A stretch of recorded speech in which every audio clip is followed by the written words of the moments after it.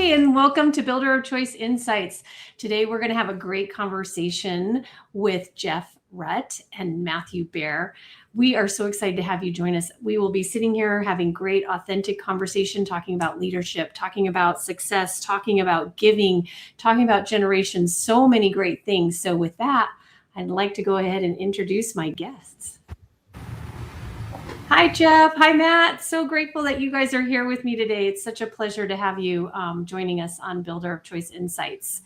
Can you do me a favor and introduce yourselves? I will say real quickly, Jeff is here with us from Keystone Custom Home. He is the founder and CEO of Keystone Custom Home. And he's also the founder and chair at Hope International. It's an amazing organization. We're going to hear all about it during our conversation. And then Matthew is joining us today from Homes for Hope. He is the executive director from Homes for Hope. So Jeff, now that you've had a sip of coffee, will you go ahead and introduce yourself? Yeah, well, thank you, Emma Jane. It's a privilege to have a conversation here and just share our story. We've certainly learned a lot through the years from our failures, and we've enjoyed some success.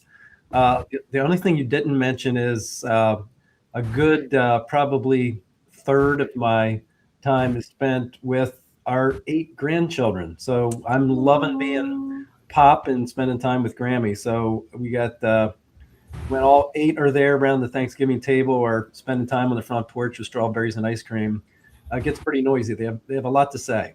Oh, that's wonderful. The joy of family, right? Yes. Oh, thank you. And Matt, will you go ahead and introduce yourself? Yeah, sure. As you said, I'm the executive director of Homes for Hope.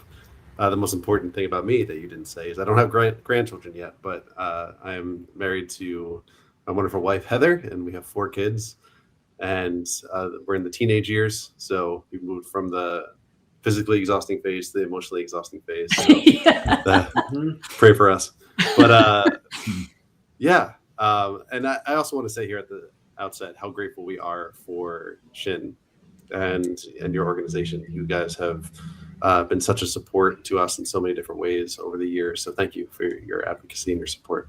Oh, thank you. Well, we think so highly of Homes for Hope and so excited to have you guys here with us today to share a little bit more about what Homes for Hope is, what Hope International is, and how those two things work together. So let's start off with you, Jeff. We have known you for a very, very, very long time. I would love to hear a little bit about what drew you to this idea of Hope International and Homes for Hope and how that all got started, because you were already running a very successful home building company and you got this inspiration to go do something else. So I'd love to hear how that all came about.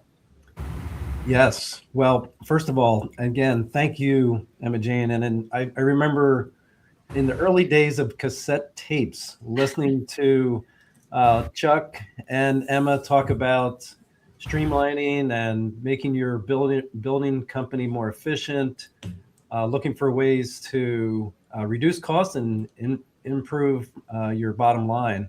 And very, very instrumental in helping us be successful through the years. And now being a part of the benchmark group that your family leads has been an incredible blessing for my son and I as we lead our company. So thank you. Yeah, so a little bit about how we got started. It was really born out of failure. I was born and raised on a dairy farm here in Lancaster County, Pennsylvania.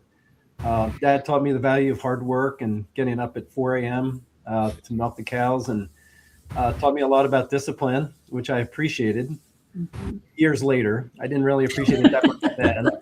But literally at 20 years old, my wife and I bought a dairy farm and milked a lot of cows for a lot of years. Turns out bovines are very needy, 24/7, 365. So we were looking for something with less hours and less risk. So we thought maybe home building and real estate would be a good idea.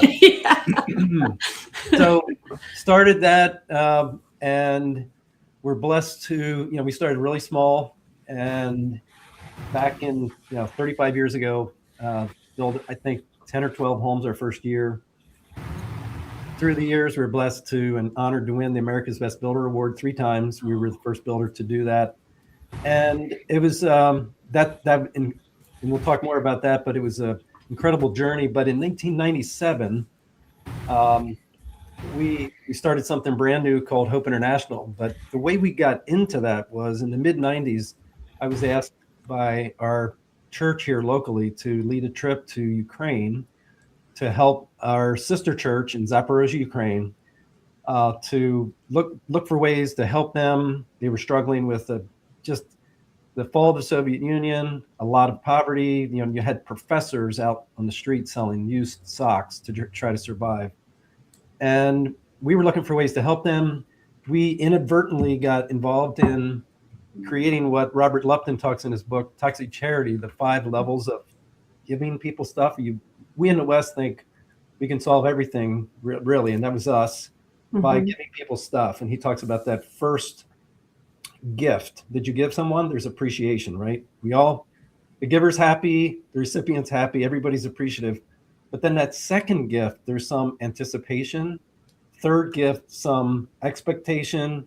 Fourth gift, some entitlement. And then fifth gift, some true dependency. And the pastor of their church in Zaporozhye, Ukraine, sat us down and said, your helping is hurting. And that one comment shifted our whole approach, and we started looking for ways to empower, come alongside and support, and allow the families that we were serving to use their gifts and their talents and their abilities to restore dignity in their lives by giving them tiny loans and also using that as a platform to proclaim the gospel. So one short example of how that works, we've loaned out over the last 29 years, we've now loaned out over $2 billion, but started very tiny loans. We're now in 30 countries, but we started with one small program in Zaporozhye, Ukraine, and it's grown through the years. But one example, for those who are not necessarily familiar with microfinance, so we have a lady in Burundi named Anastasia, who at the time we met her was not able to send her 2 little girls to school because of the school fees and the uniform she needed to buy. They weren't going to be able to go to school. But she had this idea on how she could help improve their income by starting a small business, leasing out plastic lawn chairs to couples getting married. So basically a wedding venue rental business. But in order to start it, she needed capital. She needed $20. So I don't know, Emma Jane, how many cups of Starbucks is that? Like 1.5, maybe 2.5. Yeah, 1.5 to 2.5. But we didn't give Anastasia a gift. Fortunately for Anastasia, her loan officer, Hope International's loan officers work in all the regions in the world that we work in. And they are indigenous, they're local to the areas of the world that we're working in. So Anastasia's loan officer, head of a banker, heart of a pastor, soul of a missionary, said, actually, that's a good idea. I don't know that I here in Lancaster would have approved it, but Anastasia's loan officer approved a $20 loan, not a gift, $20 loan. So she bought 20 chairs. They were $1 a piece. Fast forward to today, she has 200 chairs, 200 place settings, 200 baskets, and 3 wedding dresses. 3 wedding dresses, a small, medium, and large. And she is thriving. So that's one example of millions of families that we've been able to come alongside of, both from our microfinance program and our savings services programs, that we allow people to use their gifts and their talents and abilities and set them up with the right curriculum, the right support groups locally, and allow them to have dignity restored in their lives. So that's a little bit about how Hope got started. But I want to talk a little bit, because I know we want to talk about Homes for Hope. Mm-hmm. So in the very beginning, we started, like I said, in Zaporozhye, Ukraine. And when we realized it was going to take off, this was going to work, we really had no idea what we were doing. We started, we knew the concept would work. We believed in it, but we didn't know all the regulations. We didn't know all the hurdles. And sometimes when you start something, it's good that you don't know. Because you might not get started. Exactly. But we got a call from Paul Marty, our executive director at the time, and he said, Jeff, we have good news and bad news. And the good news is that there was a special that they did on Ukrainian radio about our program there in Zaporozhye. And there was a lot of questions, of course, can you trust these Americans? Are they really here to help us? Is there some kind of ulterior motive? What's going on? And they said, no. This is for real. You should check it out. And there was a line out, around the block for these tiny loans. And I said, well, Paul, that sounds great. What's the bad news? He said, you need to send cash. So we said, because we were just getting started, we didn't really have a lot of resources. But because I was a builder and knew about some of the other builders around the country who have done charity home type programs, started looking into that and said, and then we called all of our trade contractors and said, would you guys consider, we're not asking for you to write a check, but would you consider if we built a home and the net proceeds all went to help grow Hope International, would you consider either discounting or donating your scope of work? So if you're pouring the concrete wall, or you're doing the drywall, or you're doing the framing, or you're doing the landscaping, and the response was just overwhelming. It just really took hold. The idea of, we call it drywalling for Jesus. The idea that I can do what I do really well here domestically, locally, right in my hometown, and have it impact somebody's life on the other side of the world in a really positive, impactful way. So that's how Homes for Hope got started.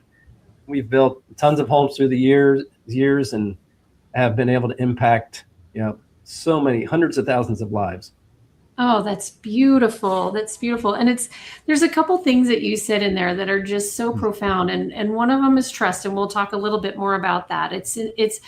I'm glad that you brought that up, because there's so much trust that has to be in place for this to work, not only for the recipients, but also for the people that you're working with here domestically in the United States to help fund the charity. Well, it's not even really a charity. It's really an opportunity for people to grow themselves and continue to feed into the program. So that's amazing. And the other thing you talked about was getting all of these people involved here, and how they were so excited to be part of that.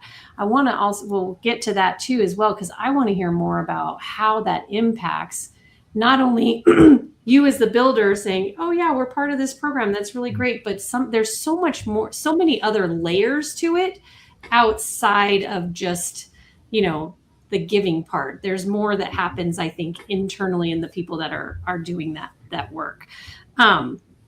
I want to hear, we'll come back to all that, but before we do, I want to hear a little bit from you, Matt. Can you share a little bit about what inspired you to follow along with Jeff's idea of this Homes for Hope, and how you've become such a great part of the organization as well?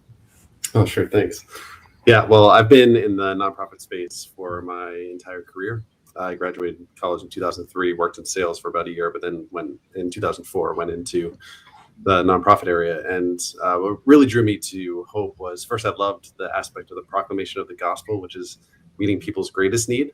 So that was number one. But then secondarily, I was just blown away by the model. I've spent my career in nonprofit space, but I'd never encountered an organization where the donations recycle like they do at Hope.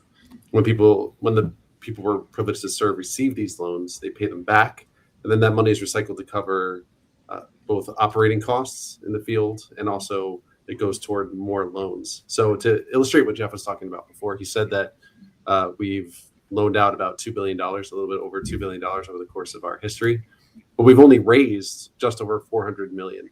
So $400 million has turned into over $2 billion in loans. And that's not just recycled loans. It also covers 97% of our operational costs in the field. So, this ROI in the nonprofit space is really strategic and unparalleled, in my opinion. So that's really what drew me to the organization. Well, that is incredible. And that is something really important to note too, that it isn't your dollar. I mean, how many times is your dollar being used? Yeah, 5.5 times. Over and over and over again. Yeah. And it's beautiful because I don't think you mentioned this, Jeff, but they're getting loans. They also pay a small amount of interest on that loan. Is that correct? Yes. Yes. Yeah, we believe that's important. That's an important part of it, both to help with the sustainability of the program, but also it prepares them for the future so that they can become bankable and really, get brought into the financial network in their part of the world, wherever that is. That's amazing. And the impact these different organizations, these different groups of people that you are offering this service to, the impact they make on their community is exponential, right? Because you're offering, like, for example, the woman that had the lawn chairs, she's now providing services that are affordable to how many people who are wanting to get married, and how many other people have work because of what she's doing, right? Because it's not just providing her an opportunity to earn income. It's exponential, right? Yeah, and even their families too. If I could jump in and tell a story that I learned recently that I'm excited about. There's a gentleman named Tafadzwa, Tafadzwa, and Tafadzwa is deaf, and he's a carpenter, right? So he was trying to find work as a day laborer, trying to provide for his family, and was trying to build his family a home. But he ran out of money, ran out of resources. He couldn't send his daughters to school because he was reliant on finding people that needed work done in their homes who knew how to speak sign language, right?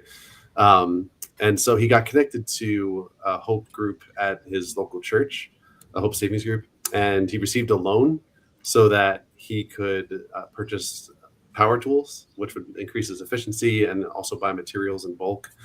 And as a result of that, he was able to be, like I said, a little bit more efficient in his work and pick up more jobs. And the other aspect of this story, too, is that there was a neighbor that he had a lot of conflict with. They would get in fights a lot. But it turned out that this neighbor was also a part of the group at the church. And so as they were struggling together, saving together, learning about God's word together, Tafadzwa came to know Jesus as a part of this group. But that relationship was restored. And so now the neighbor goes around with him and helps interpret for him so that he can find more work, right? Wow. So there's a restored relationship there. And the picture that I'll send you to share later is of Tafadzwa standing in front of his house with his two daughters, right? Who are now able to go to school, who are now able to eat meals regularly. And you can see there's a very distinct line in his home where the materials are different. The bricks are a different color. And it's just it's a testimony to where he ran out of money, right? And then where Hope's stepped in to come alongside him and for his hard work to build this business and become successful and complete his home. And what I love about this is every time he looks at his home, going back to what Jeff was saying before, he doesn't see a home that somebody else came in and built for him, right? So that if he gets in trouble in the future, or if he needs something in the future, he has to turn to somebody else to come solve his problem. He sees that is where I worked hard, built my business, had these relationships restored, came to know Jesus. I was able to send my daughters to school again. Every time he looks at his house, you can see that. So I think that's a great example of the impact of our work, because it's not just, we're not just giving people stuff, right? People are being restored spiritually and socially and materially, personally, all the different ways that poverty affects people's lives. That's amazing. And you can see how, it's just a ripple effect, right? You make one small change or make one small impact, and the ripple effect of how many other people's lives are changed because of that one thing. So that's beautiful. It's beautiful. Jeff, I want to ask you, because this has turned into a very successful organization that is helping people across the world. And you were, I would say 97, you probably were a fairly young family. Yes. Your business was probably at its peak, where you were probably really busy running your home building business about that point in time. So how did you, as the person who was inspired to run this thing and go with it, how did you manage that? How did you make it all happen and keep all the balls in the air while still maintaining some sort of balance with family and faith and finances? Kind of all of it. Yeah. Well, that's a great question. I'm still trying to figure that out myself. When I think about, the way I would divide up my time, it would be, like, 33% family, 33% hope, 33% Keystone. And if you ask my wife, she would say, no, it's 100, 100, 100. So Oh, I do have, I run on a lot of energy, but I think the thing that was so impactful for me in those early years, I had just read the book Halftime by one of the co-authors is Lloyd Reeb. If you haven't read the book Halftime, or he wrote a book From Success to Significance. mm-hmm. And it was motivating to me to think about, because we were seeing a significant amount of success in our business. It was right around the time we won the America's Best Builder Award the first time. We were still small. We were building less than 100 homes. I say small compared to what we are today. Today we're building about 500 homes a year. But I read that book, and I read Success to Significance, and it really caused me to think. I've always been interested in missions. I've always been interested in helping others. I do believe that we as humans derive joy from generosity. It's really hard to be grumpy when you're generous. Yes. And or grumpy when you're grateful. And I do believe that, the way God designed us is to really be looking outward, not inward. And that's what really brings true joy. I do think sometimes, Lloyd Reeb talks about that we in the West especially focus so much on comfort, which leads to complexity, which leads to complacency. Mm-hmm. And that does not lead to joy. So I think really focusing outward, and we'd looked, before we started Hope, I had been involved in a lot of different other types of organizations. Actually started a local organization.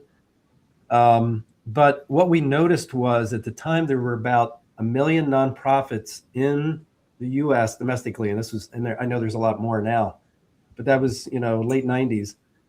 98% of them were focused domestically, and 2% were focused internationally. And when you look at and this is, I'm sure some of our podcast listeners are thinking, why isn't Hope focused on our local communities?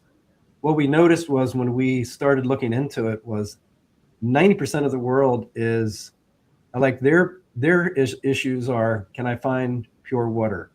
Can I find some kind of education? Can I find a way to support my kids so that they're going to be healthy? And then the list goes on. And we've done some studies, and there's one of those studies comparing a neurosurgeon in Democratic Republic of Congo with an unemployed truck driver in Appalachian, Kentucky. And they did the top 25 quality of life tests. Mm-hmm. And on all 25, the truck driver in Appalachia came out on top of the neurosurgeon who was employed in Democratic Republic of Congo. So when we started saying, how can we fulfill that significance and things that we wanted to have a legacy and really make a difference in the world, how can we have the most impact for the amount of time, resources, and just the efforts and dollars that we're going to put into it? And that this is where we ended up. And it's just so much life impact that's happening in these, when you look at these small villages. And it's really cool. So recently we started in Ukraine, and as you know, there's a lot of conflict in Ukraine. Recently, there's been significant damage to a lot of the people that we know. To their houses have been hit, their businesses have been hit with ballistic missiles and so forth. But recently we were able to come alongside of a farmer, and this is the other end of the spectrum. So I told you about a $20 loan. Yeah. Well, we do have a few. Over the years, we've grown into a place where we have some larger loans. So there's a large farmer right outside of Zaporozhye, where the heat, the battle is raging on that Donbass region, and he could not get his loan. This was just several weeks ago. He could not get his loan renewed to plant his corn this spring. because his bank, and if you were a director at the bank, the country's at war. I can understand why the bank did not approve the loan. Right. He was going to have to lay off all of his employees if he didn't get that loan. And Hope International was able to come alongside of him and give him a $45,000 loan. So every one of those employees is still working now. Yep. They have orchards, they have corn, sunflowers, wheat, pigs, chickens. So it's really cool to see that end of the spectrum as well. Yeah.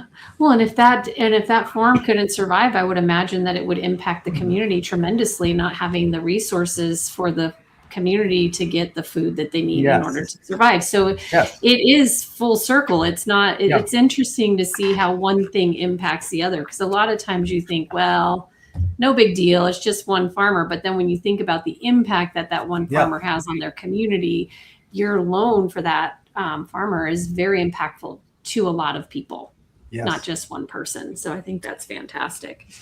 Yeah.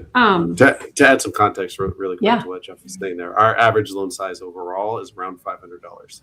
So you imagine $500 helps you start a business and change things for your family and your community. And because of the way Hope works, like I was talking about before with the model, it only costs us about $25 to serve one family for a year. So you can imagine the kind of impact you can have in partnering with Hope International and Homes through Homes for Hope. I just love all of your different stories. Go ahead, Jeff. So Matt, approximately how many families does the average Home for Hope impact? Yeah, about 4,000 families. So with one house that you do with Homes for Hope, you can impact 4,000 families around the world. That's amazing. That is incredible.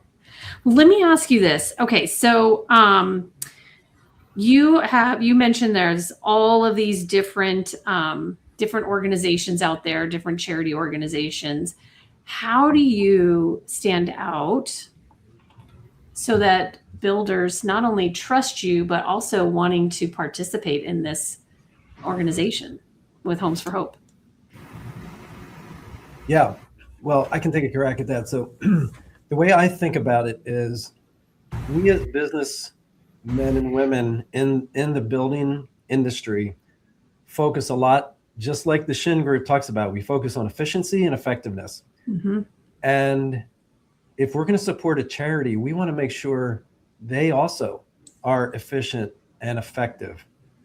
And if we think about it long term, how is my dollar that I invest in this organization going to impact lives over the years? You would be hard pressed to find one that's more efficient or more effective in the right way. It's not just efficiency. It's, Brian Ficker talks in his book, When Helping Hurts, he talks about the kindest way to hurt someone is to do for them what they can do for themselves. And if you think about that, we could be sending, millions of dollars to groups of people that in the end could actually hurt them because you're taking away their God-given talents and abilities and gifts, the opportunity that they had to use them. You're stepping in and say, step aside. You're not good enough. We got this. The white savior syndrome, and we just want to make sure that. So I think that stands out as this is a way that builders who focus on efficiency and effectiveness can really see. And I think that's one of the things that early on David Weekley got involved, and he said, he supports a lot of different organizations around the world, domestically and internationally. And he said, for the dollars I'm investing, this impacts so many multiples more families in a way that is so effective. But the other thing that I just want to say is that we do partner with Hope International, partners with a lot of organizations in the field. One of those partners is Compassion International, the child sponsorship organization, and we love working with Compassion. They have such a wide network. They've been around forever. They have so many contacts in so many parts of the world, and they're a great organization. We love them. But it was really interesting. We had one of the executives from Compassion in at one of our conferences, and he was telling a story about a time that he met a lady in Rwanda. He was in her small home, and they were all kind of crowded in there, and the mom, who had recently started working with a Hope International savings group and was able to grow her tiny business, saw the label on the guy's shirt that said compassion, and she said, "I just want to say thank you so much for sponsoring my oldest child. I will be forever grateful for you, compassion, coming alongside and sponsoring my oldest child."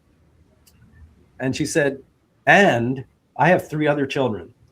And do you want to know who the sponsor is for those children, for those other 3 children?" She said, "It's me. I'm the sponsor."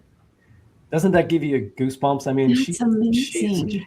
she had so much pride, in a good way, good pride, Yeah. that and that's the way it should be, right? The parents should be sponsoring their own children. But Compassion invited us into that situation, and they're walking alongside of us and so many other villages and areas around the world. So it's exciting to see the impact. I know that's a long answer to your question, but if I'm a builder, and now I'm a little biased, but if I'm a builder, you're not biased at all, Jeff. I'm going to be looking at, where does my dollar impact the most lives in the best way possible? Mm-hmm. Yeah. And if I could take that long answer and make it just a little bit longer. Sure. You make the long story longer. Go ahead. Yeah, exactly. So, I'm good friends with the leaders of other building industry and nonprofits. And what we always like to say is the building industry is by far the most generous industry I've ever come across. You don't have to convince anybody to get involved philanthropically, because they're all doing something already, right? And the cool thing is that each one of these organizations has a niche within the industry, right? So like Homemade is tackling homelessness. Operation Finally Home is serving veterans. The house that she built is considering workforce development for the future, right? So where Homes for Hope fits in is we are a vehicle for builders to get involved in global poverty alleviation. And I actually have some quotes here from some builders other than Jeff, and trade partners as well, other than Jeff, that I think do a great job answering your question. So I would just love to read those. Absolutely. The first quote comes from a furniture supplier, so one of our service providers. And he says, "We've been able to help out in our local community in a lot of different charitable endeavors, but we have a tough time helping out from a global perspective. So for us to have a small role in being able to be a part of something bigger, we feel very honored and privileged to participate." And then the next quote comes from an HVAC company, HVAC technician. He says, "There's so much going on in the world that it doesn't feel like we can do much about. But we install plumbing, HVAC, and electrical work, and we do it really well. This is a way we can do that and help some people around the world." I just love that perspective. That's amazing. Yeah. And then one last one. This is from the president of a building company in Northwest Arkansas. He says, "We selected a community. We selected a lot. We have all of our trade partners coming alongside us, which allows us to reach a level of donation we wouldn't have been able to reach without those guys. I never thought of Riverwood Homes." Oh, I just said the name of the company. But I never thought of Riverwood Homes. It is a testimonial, so. That's right. I never thought of Riverwood Homes as being able to make a global impact. We're a small home builder in Northwest Arkansas. Who are we to make an impact on the global stage? Homes for Hope is the vessel that allows us to be able to do that and allows these team members' abilities to be used for the greater good. So I think that just sums it up perfectly. Oh, yeah. Well, and and kind of leads me into one of my questions, because I had the privilege of the Benchmark group. One of the members of the Benchmark group was doing a kickoff for Homes for Hope. And they're like, "Well, we might as well time it around the time you guys are coming to see our builder group." And it was the production and purchasing managers meeting. And it was the coolest thing to go and see how excited everybody was for, you were just digging, like putting the shovel in the ground. It was the ceremony to do the first dig. And it was so cool to see how excited everybody was. And so we've talked a lot about the impact it has internationally. And you've alluded to what it does locally, but I really want to talk a little bit about what does it do to the community that is participating in this event, and how does it bring the community together? What are some things that you've personally seen or heard? You shared a little bit from the builder in Northwest Arkansas, but what are some of the things you've seen and heard from the people who are participating in building the home that they're donating for Homes for Hope? Yeah, I would say just a couple things. Number one, it definitely creates unity within the trade contractor and supplier base, and it gives that contractor the platform, just the vehicle to have such amazing impact. I think the other thing, as far as the community around, is it's unusual to have that much impact from one home. We normally think about building a home for one person or one family. Mm-hmm. This is a home that's getting built to impact thousands of lives. So it's like a symbol in the community of impact that goes far beyond what they're normally used to seeing. And Yeah.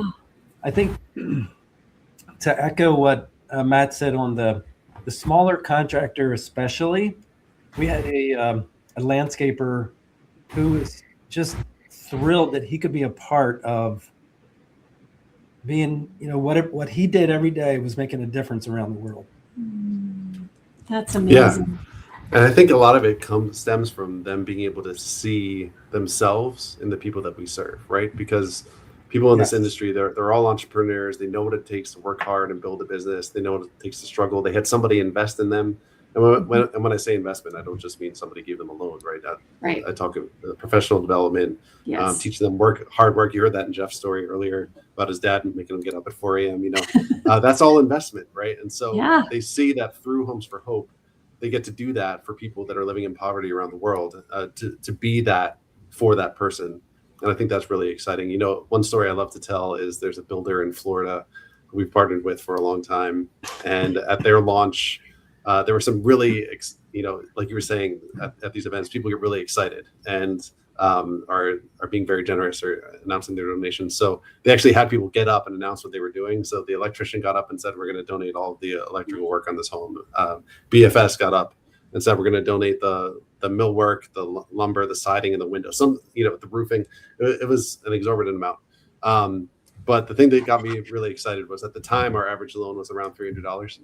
And the guy who power washes the homes, once they're completed, he charges $250 a home to power wash the home. And he heard our average loan size is around $300. So he said, I'm going to donate the power washing on this home and throw in a $50 donation so somebody can start a business. So you have the people donating $30,000 worth of materials, and also the guy who's throwing in an extra $50 so that somebody can start a business. Well, and how awesome is that? And you and I talked the other day, and we talked about entrepreneurs investing in entrepreneurs. And that is just a perfect example of an entrepreneur who's working hard every day and really caring about his craft. And he's like, you know what? I believe so much in what I do. I want to provide that same opportunity for somebody else. And it's just really cool to see somebody pay it forward like that. That's incredible. I love that. And I love that concept, what we talked about on Wednesday, Matt, when we talked about entrepreneurs, investing in entrepreneurs. And I think that is something that's very special about what Homes for Hope is doing now. Gosh, we have such a list of questions, and I love how I have a page of 20 questions written, and I don't know that I've asked any one of them, but we have covered all of the topics that we discussed ahead of time, because I love this conversation is so beautiful.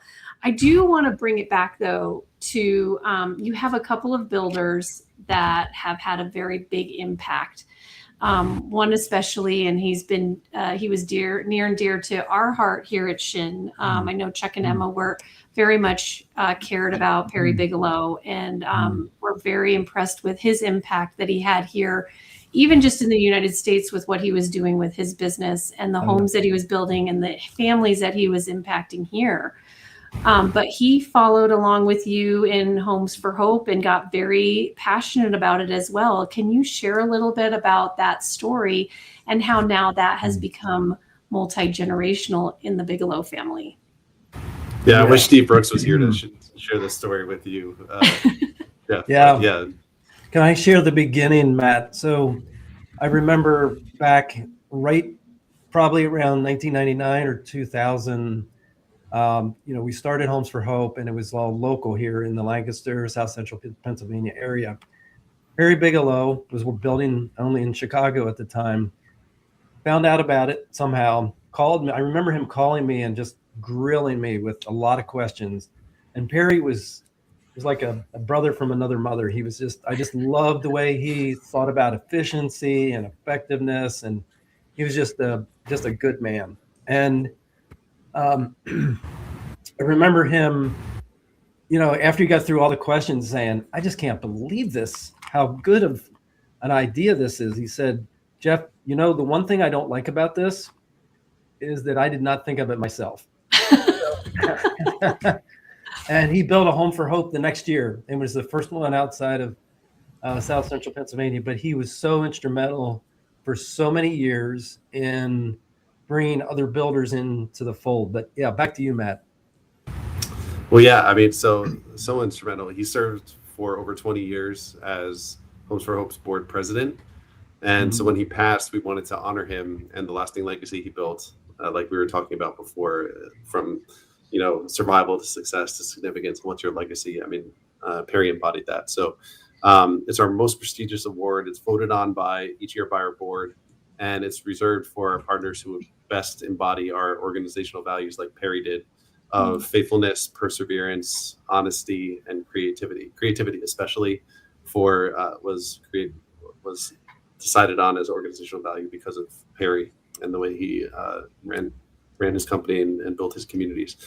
And then the other criteria is that they partnered with us for at least 10 years and have donated at least $500,000. So that's we created this award, our most prestigious award, to honor Perry and the impact that he had.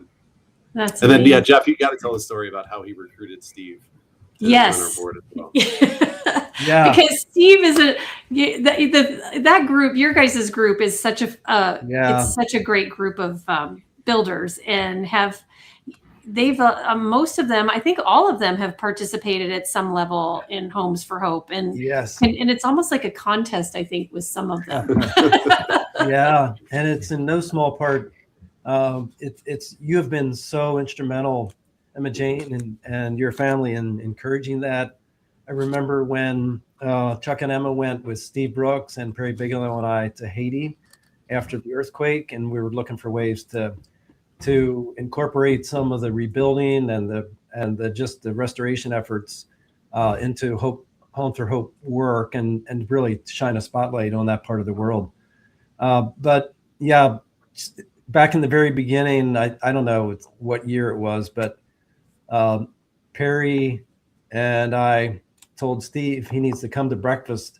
It was at one of our benchmark meetings, and he was, I'm not sure what he was doing the night before, but he said, I'm here. And he said, what do you guys need me to do? And we didn't have much time. So he said, Steve, just say yes to building a Home for Hope. And in 5 minutes, he was on board, and he's been an amazing, generous Homes for Hope sponsor and builder ever since. And I think he probably holds the record for building the most, or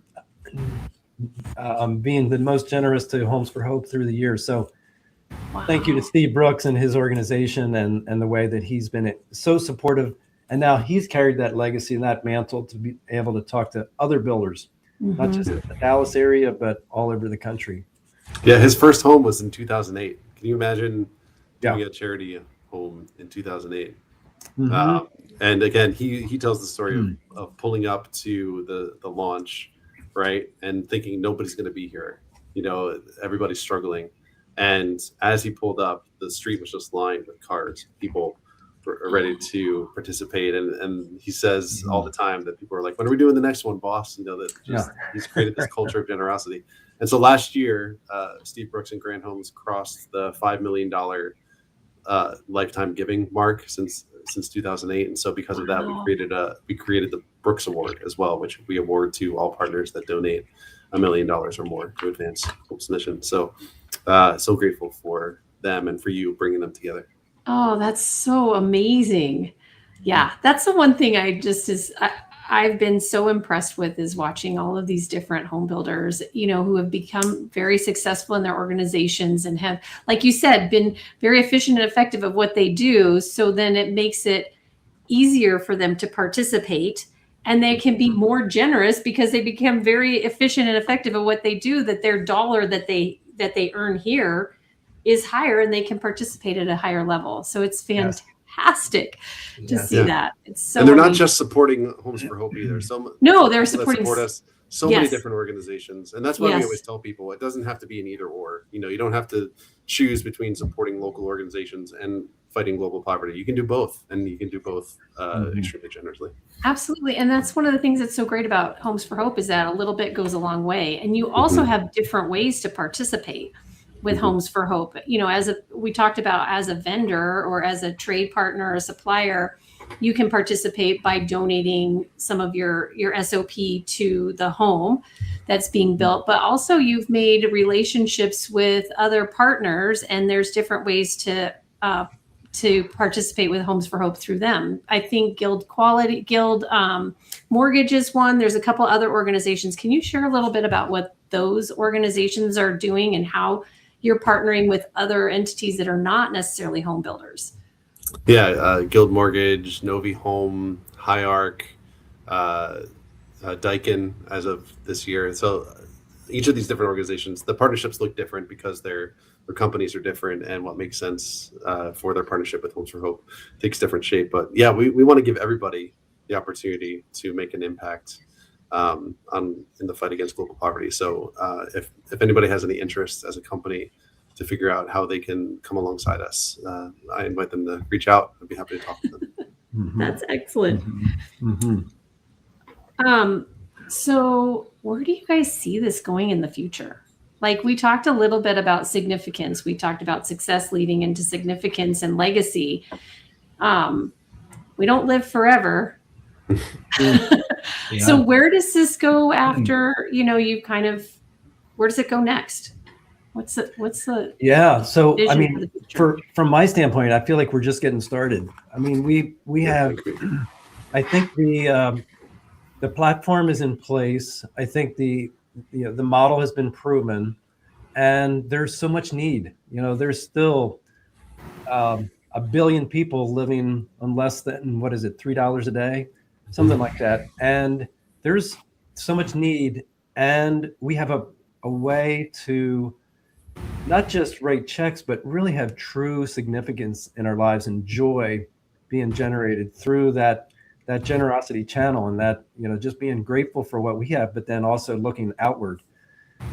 And I really think the next generation, as we think about what we pass on to our next generation that's running our building companies, how can we have that outward focus as God blesses us, as we focus on what truly brings joy, but then also on the front line and the families that we're serving, to see that next generation be, Anastasia's kids are now in the university, it started with a $20 loan.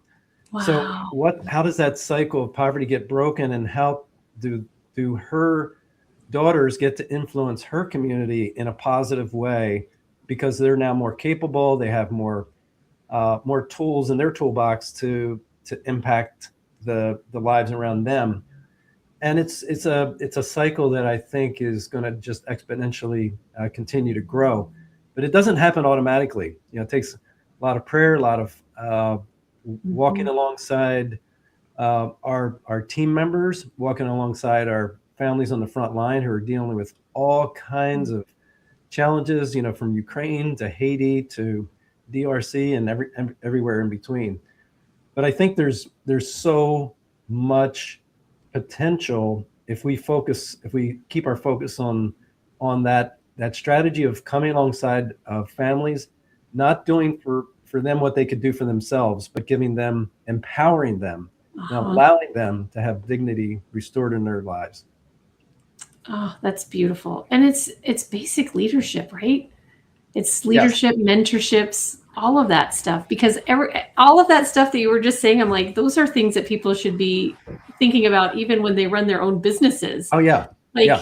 As a leader in your organization, empower your team to do the Yeah. things that you asked them to do, that you gave them the opportunity to do, that they have the capability of doing. So it's so interesting to hear you say those things about how to make a global organization work.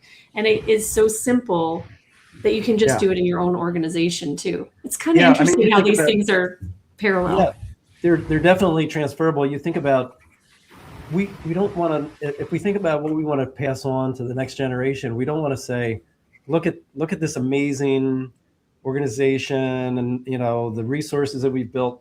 No, I think what we want to pass on is those attitudes of humbleness, the hunger to do the right thing for the future, the whole concept of servant leadership, of serving others, and that goes from serving our homeowners as we're building dream homes. It also goes to serving the families that we're investing in around the world.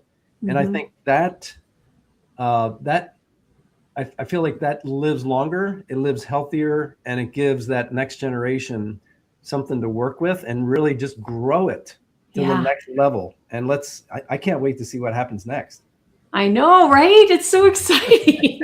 And when you have this attitude that there's so much potential and there's so much life and there's so much joy to be had through generosity, through giving, through, being faithful and being a servant to those that you are working with, it makes it so much more of a brighter future. Because we always hear, and I'm loving this conversation because it seems like everything is so negative right now. There's so much chaos going on in the world, and people have the 24-hour news cycle going all the time and hearing about how bad things are.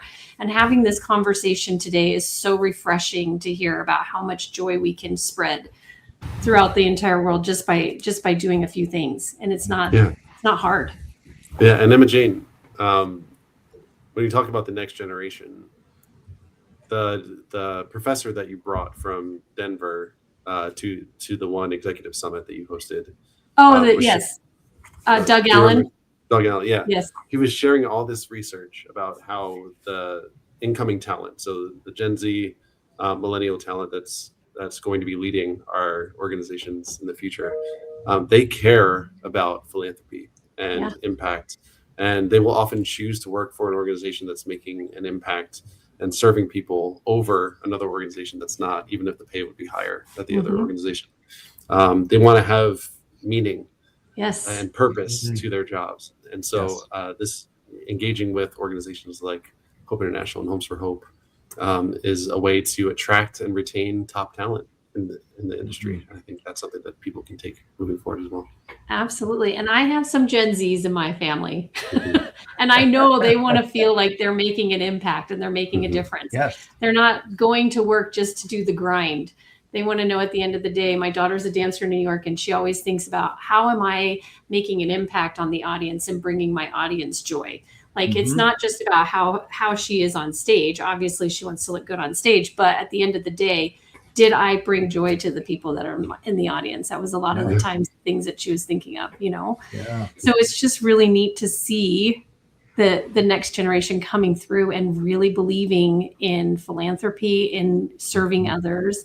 Because I think a lot of people are very down on the generation coming up. But I think there's a lot of potential there, and we have to give them the opportunity to demonstrate that.